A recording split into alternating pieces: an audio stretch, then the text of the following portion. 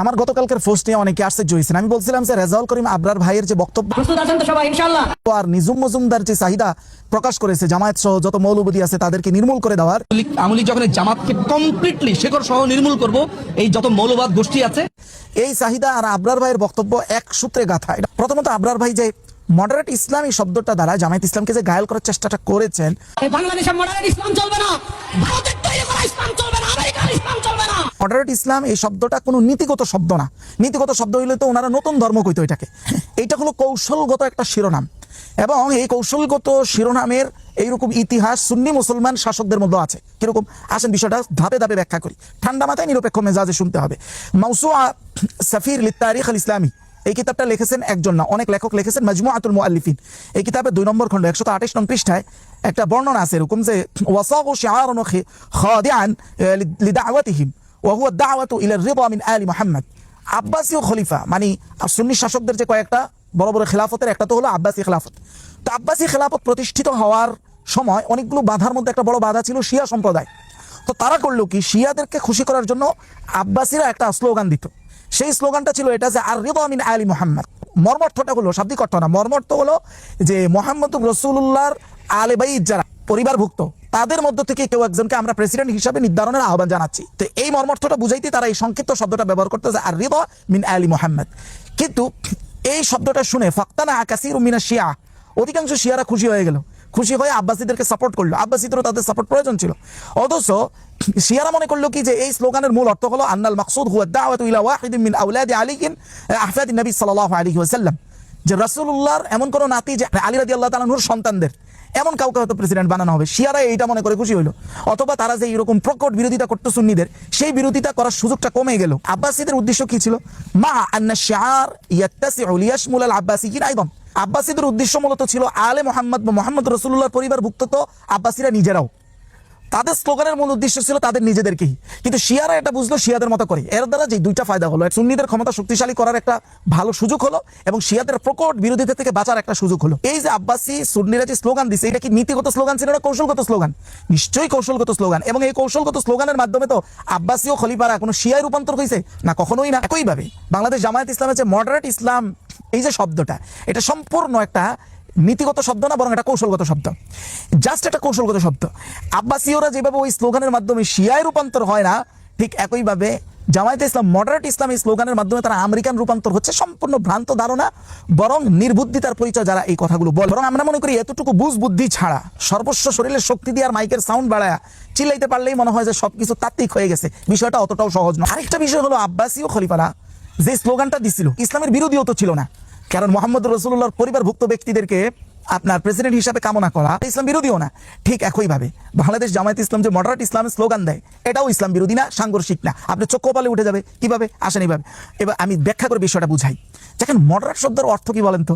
এটার মূল শাব্দিক অর্থ হলো ভারসাম্যপূর্ণ বা মধ্যমপন্থা, মধ্যমপন্থী। অথচ ইসলাম আমাদেরকে তো এটাই বলে যে সূরা আল বাকারার 143 নম্বর আয়াতে যে ওয়াকাযালিকা জাআলনাকুম উম্মাতান ওয়াসাতা, আমি তোমাদেরকে সৃষ্টি করেছি মধ্যমপন্থী, ন্যায়পরায়ণ ও ভারসাম্যপূর্ণ জাতি হিসেবে। তাইলে এখানে দুইটা ফায়দা। একটা হলো জামায়াত ইসলাম এই স্লোগানের মাধ্যমে বামপন্থীদের যে বিরোধিতার প্রকট অবস্থান, সেটা থেকে তারা নিজেদেরকে বাঁচায় আনতে পারে। 2 নাম্বার হলো এই স্লোগানটা মৌলিকভাবে ইসলাম বিরোধীও নয়, কারণ এটার যে শাব্দিক অর্থ, ওই শাব্দিক অর্থ ইসলাম নিজেই 1500 বছর আগে থেকে বলে আসতেছে। এখন কথা হলো, আপনি বলতে পারেন ভাই এটা তো পশ্চিমাদের শব্দ, পশ্চিমারা কোন অর্থে বোঝায়? পশ্চিমারা মধ্যম পন্থা বলতে কি বোঝায়? হ্যাঁ, এটা সত্য যে পশ্চিমারা মধ্যম পন্থা বলতেই ধর্ম বিরোধিতাকেই বোঝায় বা ধর্ম থেকে বের হয়ে আসাটাকেই বোঝায়। তখন আবার আমার এখানে বক্তব্য থাকবে যে কোন শব্দের ওয়াদা বা ওয়াদাকারী, যে মানে শব্দটা পরিভাষাটা যাদের মাধ্যমে সৃষ্টি হয়েছে তারা কোন অর্থে ব্যবহার করে, এইটা বিবেচ্য না। বিবেচ্য হলো এই শব্দটা এই মুহূর্তে যারা ব্যবহার করতেছে তারা কোন অর্থে ব্যবহার করে। ফাতুয়ার ক্ষেত্রে বা যে কোনো সিদ্ধান্তের ক্ষেত্রে নির্ধারণ করা হয় আজকে যারা ব্যবহার করতেছে তারা কোন অর্থে ব্যবহার করতেছে, ওই অনুযায়ী বিবেচনা হয়। বিবেচনা এইভাবে হয় না যে অভিধানে এটা কোন অর্থে ব্যবহৃত। আপনি দেখেন উসুলবিদগণ এই কথাই বলছেন, আল ইবরাতু ফিল কালাম বিমুরাদিল মুতাকাল্লিম। কথার ক্ষেত্রে বিবেচ্য হলো বক্তা কোন অর্থে ব্যবহার করতেছে এটাই। শুধু তাই না, আমি আরো উসুলবিদগণের প্রমাণ দিই। আল কাওয়াইদ আল ফিকহিয়া আল কুবরা ওয়া মা তাফাররা আনহা, এই কিতাব লিখেছেন সালেহ আস-সাদলান, যেটা সৌদি আরবের রিয়াদ থেকে প্রকাশিত, 391 নং পৃষ্ঠায় উনি একটা লম্বা চূড়া বক্তব্য দিয়েছেন। উনি বলেন ওয়াকাদ ইয়াকুনু মা'নাল কালাম ফি আসলিল লুগাতি আকদান মুলজিমান। অনেক সময় দেখা যায় একটা শব্দ অভিধানে এই শব্দটা কোনো বাধ্যতামূলক চুক্তি বোঝায়, ধরেন এমন একটা শব্দ যেটা অভিধানের দিক থেকে বাধ্যতামূলক চুক্তিকে বোঝায়, কিন্তু ফায়ুসবিহু ফিল উরফি ওয়াদান গায়র মুলজিম, কিন্তু দেখা গেল ওই শব্দটা উরফ বা যেই সমাজে ব্যবহৃত হচ্ছে ওই সমাজে এটা ব্যবহার হইতেছে ধরেন ওয়াদার অর্থে, সাধারণ প্রতিশ্রুতির অর্থে। এখন তাইলে অভিধানে এটার অর্থ হলো যে বাধ্যতামূলক প্রতিশ্রুতি বা চুক্তি, কিন্তু সমাজে যারা ব্যবহার করে তারা কোন অর্থে, তারা সাধারণ অর্থে ব্যবহার করতেছে। তাহলে কোন অর্থ এখানে ধাতব্য? স্পষ্ট বলতেছে এখানে ধাতব্য হলো সমাজে উরফে যে অর্থে ব্যবহার হচ্ছে সেই অর্থে এটা ধাতব্য। উনি উদাহরণ দিয়ে এই কথা বলছেন, ওয়াকাদ ইয়াকুনু মা'নাহু বাইআন ওয়া মুআওয়াদাতান, এমন শব্দ থাকে যেটা আবিধানিক অর্থে এটা আসলে একটা বেচা কিনা বোঝায়, কিন্তু দেখা গেল ফায়ুসবিহু হিবাতান ওয়া নাহওয়া যালিক, সমাজে ব্যবহৃত অর্থে দেখা গেল এটাকে তারা উপহার বোঝায়, বেচার জায়গায় উপহার বোঝায় অথবা এই ধরনের অন্য কোনো অর্থ বোঝায়। তাহলে ধাতব্য কোনটা হবে? সমাজে যে অর্থে বুঝে সেই অর্থে। তাহলে আমি এখন বলবো যে এখন বলেন তো বাংলাদেশ জামাত ইসলাম যে মডারেট শব্দটা এটা কি পশ্চিমারা যে অর্থে ব্যবহার করে ঠিক সে অর্থে ব্যবহার করে, নাকি এর শাব্দিক অর্থ যেটা ভারসাম্যপূর্ণ অথবা মধ্যম পন্থা যেটা কোরআনও বলে তারা কোন অর্থে, ওই অর্থে না এই অর্থে ব্যবহার করে? এটা তো আপনি তাদের থেকে জানতে হবে, যে গোষ্ঠী এই শব্দটা ব্যবহার করে ওই গোষ্ঠীর কাছ থেকে এটা জানতে হবে যে তারা এই শব্দের দ্বারা কি বুঝে।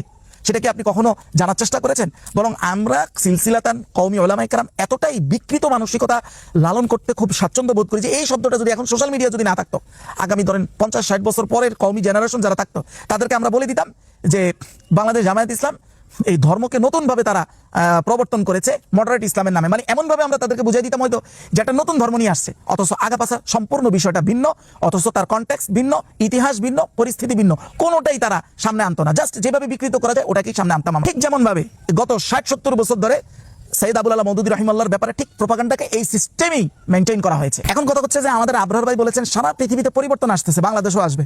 আমি মনে করি হযরত আপনার এই কথা আংশিক সত্য, বাংলাদেশে পরিবর্তন আসবে না বরং এসেছিল, কিন্তু একমাত্র এই ঘরানা ভিত্তিক সিন্ডিকেট, যে সিন্ডিকেট আমাদেরকে এটা শিখায়, শিক্ষাটা আক্ষরিক অর্থে না হলেও আপনার অর্থগত দিক থেকে এইভাবেই শিখায় আমাদেরকে যে উম্মা বলতে কওমি, কওমি বলতে উম্মা, এর বাইরে কোনো উম্মার অস্তিত্ব ওইভাবে আক্ষরিকভাবে না বললেও বাস্তবিক জায়গা থেকে, কর্মকাণ্ডের জায়গা থেকে মনে হয় যে এর কোনো অস্তিত্বই নাই। আমাদের এই ঘরানা ভিত্তিক সিন্ডিকেট আমাদেরকে এই পরিমাণ বিকৃত জিনিস শিখিয়েছে, ভালো জিনিস যেগুলো আছে ওগুলো তো আসি, আমরা তো কওমি সন্তান হিসেবে গর্ববোধ করি ভালোর জায়গা থেকে, কিন্তু কিছু খারাপ এটা এই লেভেলের যে এখানে আপনি আপনার ঘরানার বাহিরের কারো ব্যাপারে যত বেশি মিথ্যাচার করতে পারবেন জামানার আপনি মুজাদ্দিদ হয়ে যাবেন। এবং এই সিন্ডিকেট তো আমাদেরকে এটাও শিখায় যে কওমির বাহিরে যত ঘরানা আছে হয় তারা আমাদের বর্ষতা স্বীকার করবে আর নয়তো তারা যেন ভ্যানিশ হয়ে যায়। 24-এর গণ অভ্যুত্থানের পরে বাংলাদেশের জন্মের পরে ইসলামপন্থীদের জন্য সব থেকে পিক টাইম, সব থেকে যোগ্য একটা সময় এসেছিল, ওই সময়টা আমরা হাতছাড়া করে দিছি এবং পায়ে ঠেলে দিছি শুধু আমাদের ওই যে পূর্ববর্তী থেকে ওয়ারিশ সূত্রে পাওয়া নোংরা মানসিকতাকে চরিতার্থ করতে যায়। 2 নম্বর হলো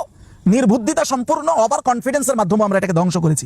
এখন আমি ব্যাখ্যা করি যে আমি কেন বলেছি নিজুম মজুমদারের চাহিদা আর আবরার ভাইয়ের বক্তব্য একই সূত্রের কথা। দেখেন, নিজুম মজুমদার মৌলবাদ বলতে, এই যে মৌলবাদী বলতে এই শব্দটা ব্যবহার করে তারা যাদেরকে নির্মূল করে দিতে চায়, এটা কি শুধু জামায়াত ইসলাম না, এখানে আমরা সমস্ত ইসলামপন্থীরা আছি, মানে আমাদের শত্রুরা আমাদেরকে এক ফ্রেমিং এ দেখে কিন্তু আমরা নিজেদেরকে আলাদা আলাদা ফ্রেমিং এ দেখি, যার এই ফ্রেমিং গুলোর কোনো বাস্তবতা নাই। মদিনার ইসলাম বনাম মওদুদিবাদের ইসলাম। মওদুদিবাদ শব্দটা কি জানেন? শব্দটা হলো আমরা কওমিরা আহলে সুন্নাহ ওয়াল জামাত হওয়া সত্ত্বেও বেরলভী সুন্নিরা যেভাবে অন্যায় ভাবে আমাদের উপরে ওয়াহাবিবাদ চাপায় দেয়, ঠিক মওদুদিবাদটা ঠিক আমাদের পক্ষ থেকে ঠিক ওই রকম জুলুম।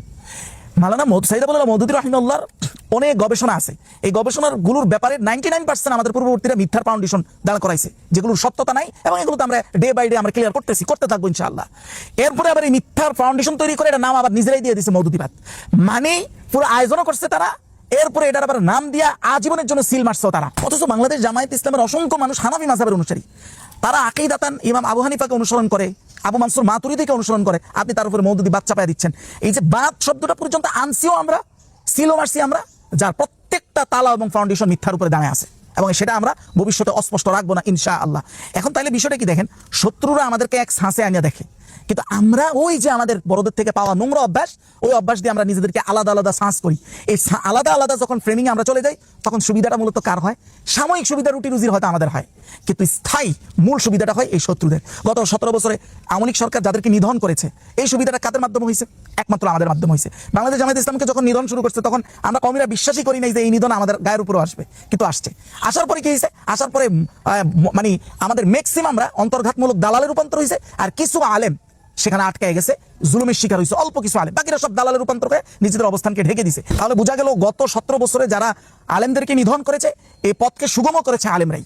তাহলে এইবার আপনি বুঝতে পেরেছেন যে এই যে আমরা নিজেদেরকে অযাচিতভাবে ফ্রেমিং করে আলাদা করি, এই চেতনাটাই এই নিজাম মজুমদারের নির্মূল করার চাহিদা আর আমাদের এই চেতনা, এটা যে এক সূত্রে গাথা, একটা আরেকটার সাথে কোলাবরেটর হিসেবে কাজ করতেছে, কোলাবরেশন হিসেবে কাজ করতেছে। এই জায়গা থেকে আমি বলছি আবরার ভাইয়ের বক্তব্য, এটা শুধু আবরার ভাইয়ের না, আমাদের গত 100 বছর সবার বক্তব্য এই ধরনেরই। এদের এই বক্তব্য আর এই নিজাম মজুমদারের চাহিদা এক সূত্রে গাথা। আল্লাহ আমাদেরকে ক্ষমা করুক।